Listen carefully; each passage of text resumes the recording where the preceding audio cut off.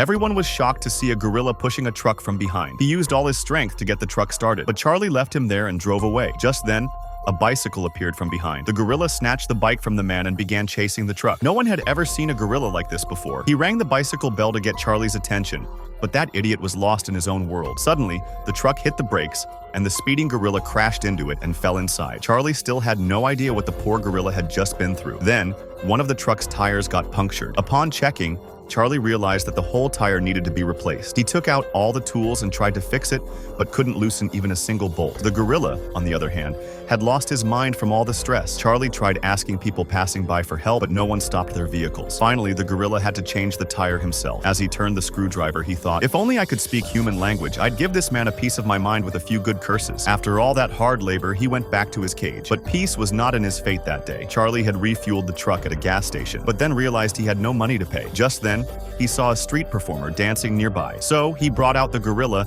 and made him dance too. The poor gorilla even had to do dance moves like Nora Fatehi. In the end, everyone gave the gorilla a lot of money. Charlie paid for the fuel and quietly kept the rest in his pocket. Ahead lay a dangerous jungle with rough roads, but Charlie didn't slow down, causing the gorilla to hit his head hard against the cage and lose consciousness. Seeing the gorilla's condition, Charlie panicked. They laid him on a stretcher and took him to a drunk doctor. The doctor first tried to revive him by giving him an electric shock, but the gorilla had given up hope. Then the doctor pulled out a 2.5-foot-long needle and jabbed it into the gorilla. The pain was so intense that even his soul came back. The gorilla couldn't take it anymore. He beat up the doctor and ran off into the jungle. But even there, he couldn't escape humans. He accidentally wandered into a wedding like an uninvited guest. Seeing so many people around made his head spin, so he ran away. But now the entire village was chasing him. In the chaos, he slipped, but by mistake, a wild gorilla sitting on a tree climbed down. A street thug mistook the wild gorilla for the circus one and went up to him. But with just one slap, the entire village came to its senses. Meanwhile, poor Charlie was urinating while thinking about his lost gorilla when suddenly both gorillas appeared before him. Seeing them,